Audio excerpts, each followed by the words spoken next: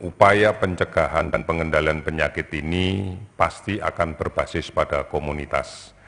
Sangat dipengaruhi oleh bagaimana kita berperan serta di dalam kaitan dengan upaya untuk mencegah dan upaya untuk mengendalikan penyebaran COVID-19 ini.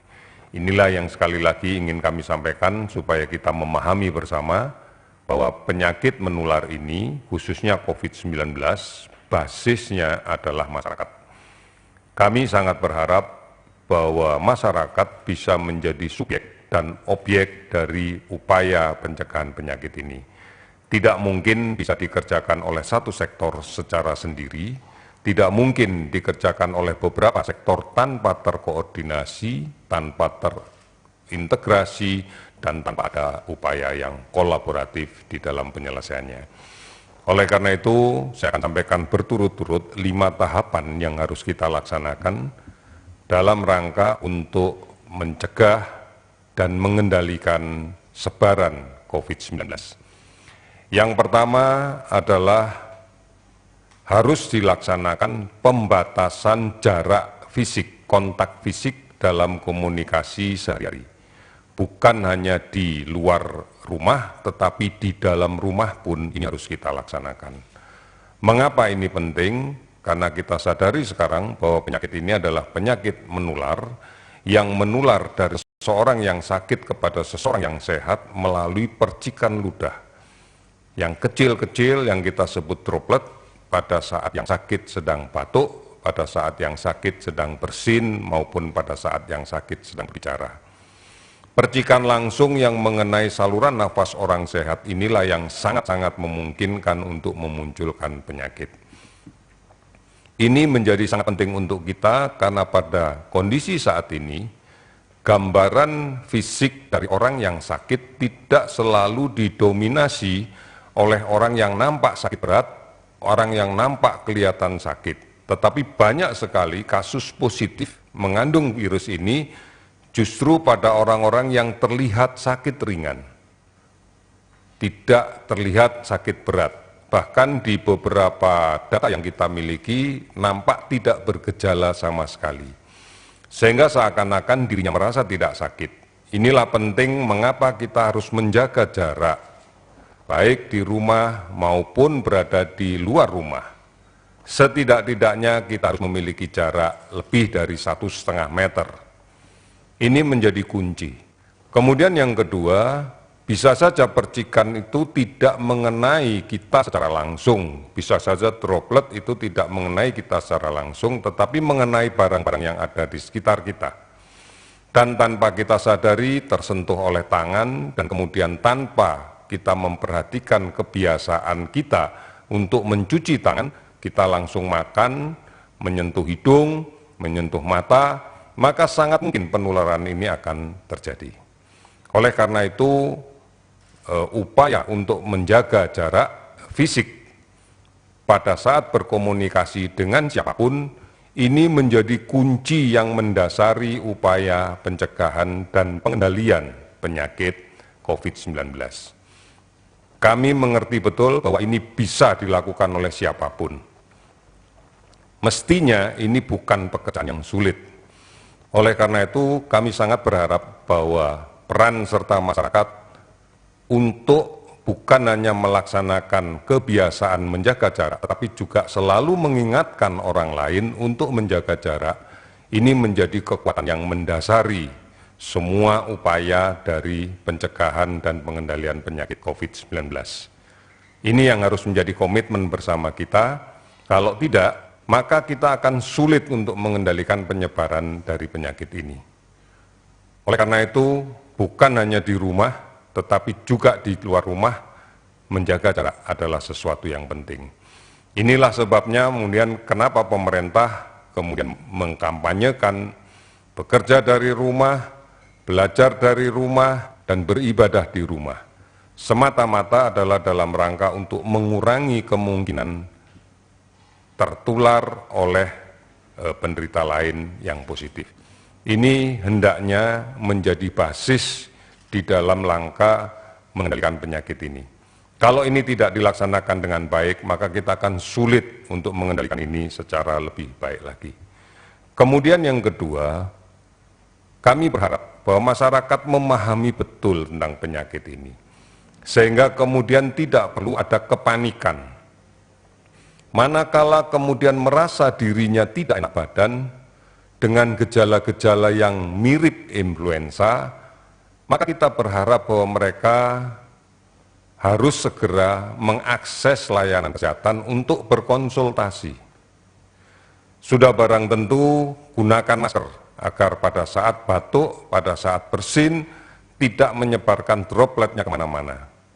Konsultasikan dengan petugas kesehatan yang terdekat, mulai dari puskesmas, rumah sakit, dan seterusnya.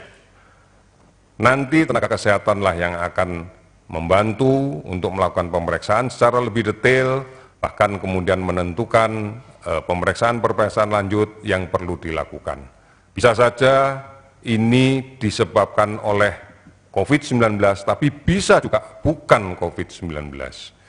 Oleh karena itu tidak perlu menebak-nebak sendiri bahwa dirinya adalah sakit COVID-19.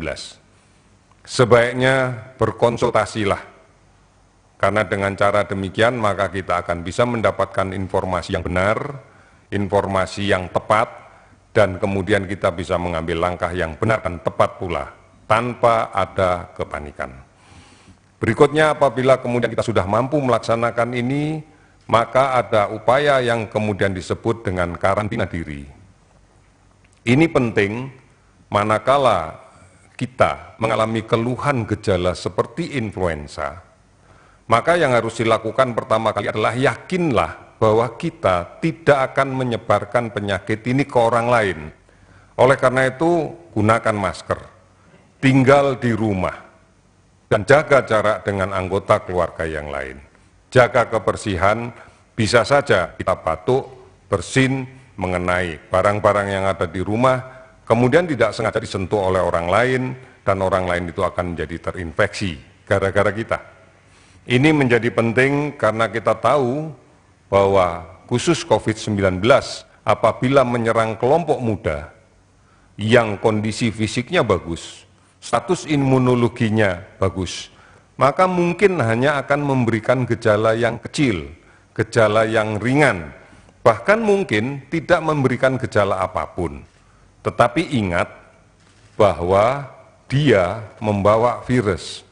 Apabila kemudian tidak melakukan isolasi diri dengan baik, bisa saja saudara kita, orang tua kita yang daya tahan tubuhnya lemah, yang sejak awal sudah banyak menderita penyakit-penyakit kronis, semisal diabetes, hipertensi, penyakit paru menaun, gagal ginjal menaun, manakala tertular, maka beliau atau orang-orang inilah yang menjadi kelompok yang sangat-sangat rentan.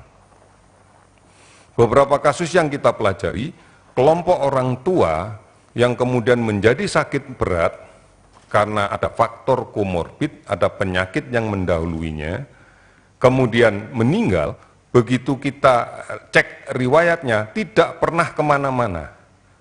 Tetapi dia punya anak, dia punya saudara yang masih muda, yang kemana-mana. Sehingga inilah yang menjadi permasalahan.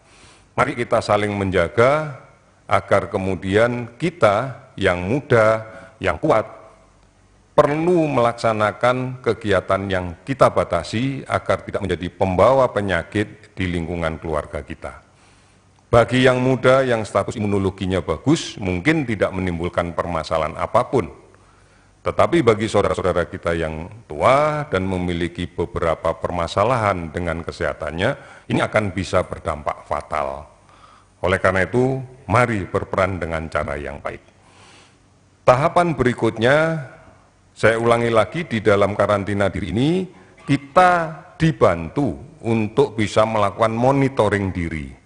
Karena banyak sekali aplikasi online yang disiapkan untuk memberikan jawaban, mana kita membutuhkan informasi terkait dengan COVID. Ada call center 119, extension 9, ada beberapa situs online yang terkait dengan COVID-19, diantaranya adalah Sehatpedia, kemudian juga Halodoc, kemudian juga Gojek dan sebagainya. Silahkan dimanfaatkan karena ini pasti akan mendapat panduan-panduan yang benar. Jangan kemudian menggunakan panduan yang salah yang tidak bisa dipertanggungjawabkan kebenarannya. Yang berikutnya, dilaksanakan kegiatan screening massal. Screening massal itu adalah pemeriksaan massal untuk melakukan penyaringan, penapisan. Oleh karena itu, screening massal dengan menggunakan pemeriksaan rapid test tidak diarahkan untuk menegakkan diagnosa. Rapid test yang kita gunakan adalah rapid test yang berbasis pada respon imunologi dari seseorang. Kita tahu kalau virus masuk ke dalam tubuh kita, maka tubuh secara otomatis akan membentuk antibodi. Inilah yang kemudian akan kita ukur, dan inilah yang kemudian akan dideteksi oleh alat. Sehingga manakala di dalam pembacaan alat itu dari rapid test dikatakan positif, maka kita bisa memastikan bahwa tubuh orang itu pernah diinfeksi oleh virus atau sedang diinfeksi oleh virus. Karena sistem kekebalannya, antibodinya ada. Tetapi manakala hasil pembacaan rapid test ini negatif, tidak ada jaminan bahwa dia tidak terinfeksi virus. Bisa saja dia sudah terinfeksi, tetapi antibodinya belum terbentuk. Kita paham bahwa pembentukan antibodi itu butuh waktu, kurang lebih sampai dengan 6 atau 7 hari. Sehingga kalau infeksi itu belum 6 atau 7 hari, dan kita lakukan pemeriksaan, hasilnya akan negatif.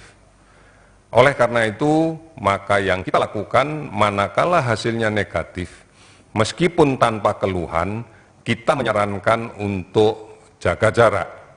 Kalau kemudian ada keluhan, maka kita akan menyarankan untuk karantina diri. Sambil kita tunggu, setelah 7 hari berikutnya, kita lakukan tes lagi. Manakala di dalam tesnya ditemukan positif, maka ini adalah guidance, tuntunan bagi kita untuk melakukan pemeriksaan antigen dengan menggunakan metode yang sudah kita ketahui, yaitu real-time PCR. Ini yang kemudian dipakai dasar di dalam kaitan dengan menegakkan diagnosa.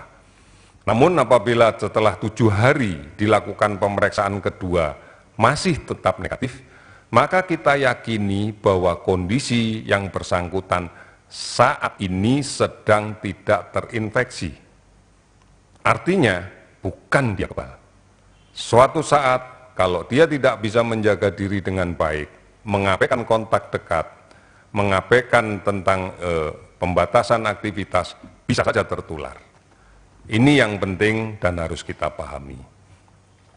Nah, pada kasus yang positif dan kemudian kita konfirmasi dengan PCR, maka kita akan meminta untuk melaksanakan karantina. Yang pertama tentunya kita akan melihat manakala tidak ada keluhan atau keluhan minimal, maka kita akan meminta yang bersangkutan melaksanakan karantina di rumah, bukan di rumah sakit. Dengan catatan yang ketat, bahwa dia harus menggunakan masker terus-menerus selama 14 hari, kemudian betul-betul menjaga jarak dengan semua anggota keluarga yang di rumah, kemudian makan dan minum menggunakan alat makan sendiri yang tidak berganti-ganti dengan anggota keluarga yang lain, rajin mencuci tangan dengan menggunakan sabun, dan kemudian juga menjaga kesehatan diri dengan pola hidup bersih dan sehat.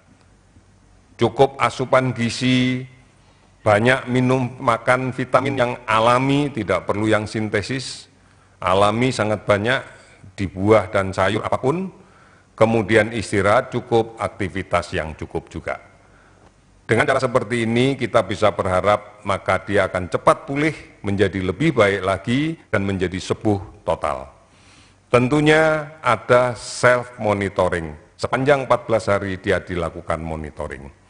Dan kita akan menyampaikan ini kepada kesehatan wilayah atau bisa menggunakan beberapa situs online yang sudah saya sebutkan tadi.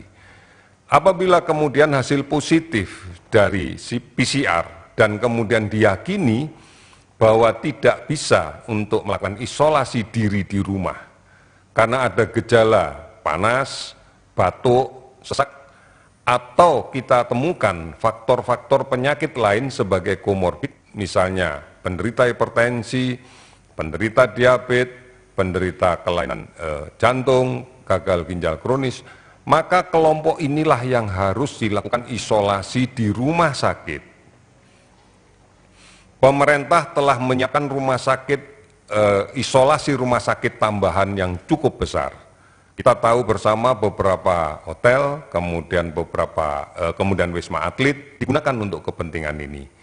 Inilah yang kemudian akan kita pakai untuk melakukan isolasi rumah sakit dengan kasus-kasus yang sedang atau kasus-kasus tanpa penyulit, sedang tanpa penyulit.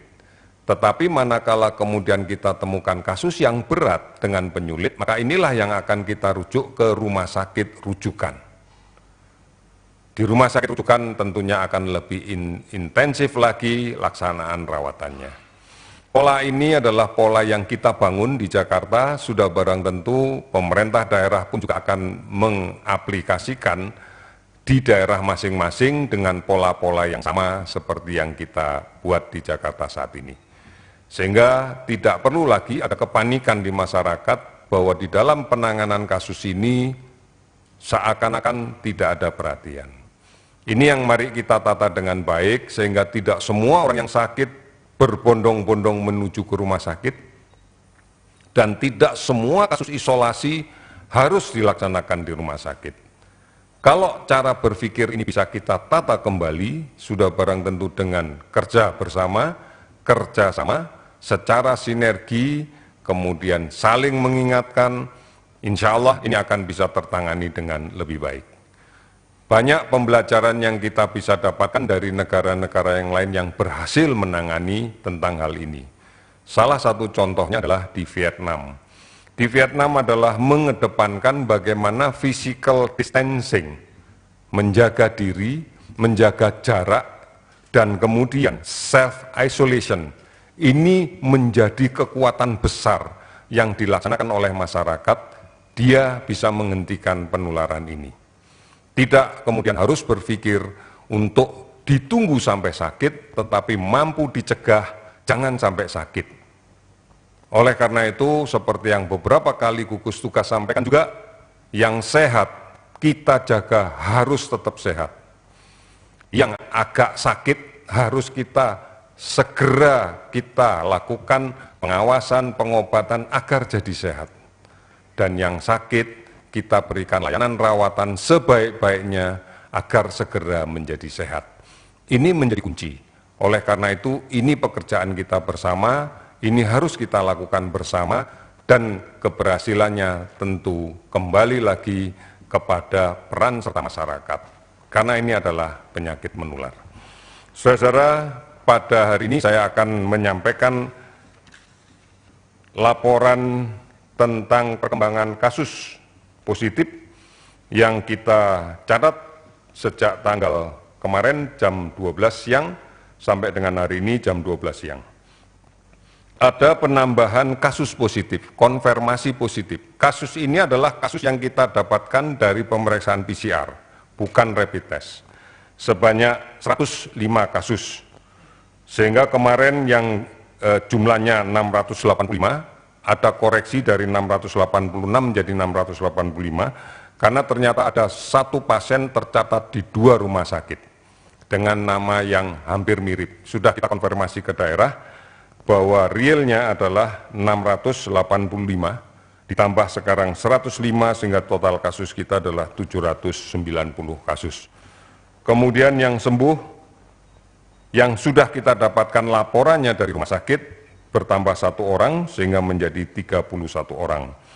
Sementara angka kematian setelah kita lakukan verifikasi ulang, ada data yang double, sudah kita perbaiki, sehingga datanya adalah 55 pada hari kemarin, dan hari ini ada penambahan 3 sehingga jumlahnya menjadi 58. Oleh karena itu, Total report kita untuk saat ini, jumlah kasus positif adalah 790, kemudian jumlah kasus yang sudah sembuh dan dinyatakan boleh pulang dari rumah sakit lepas perawatan ada 31 orang, dan kemudian kasus meninggal ada 58 orang.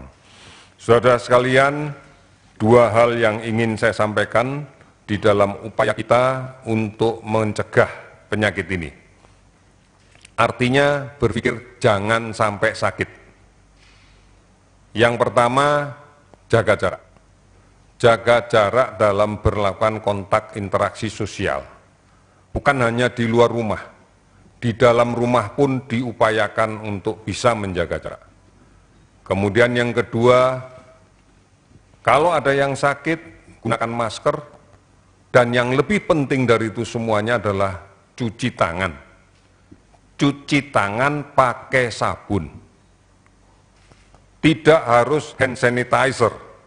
Jauh lebih efektif menggunakan sabun dibanding dengan menggunakan hand sanitizer. Karena dengan sabun kita akan menggunakan air yang mengalir dan kita bisa membasuh seluruh celah-celah kuku dan sebagainya dengan baik.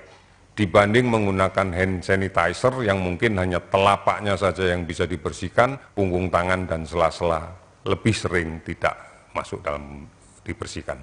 Oleh karena itu, kembali lagi, jaga jarak, cuci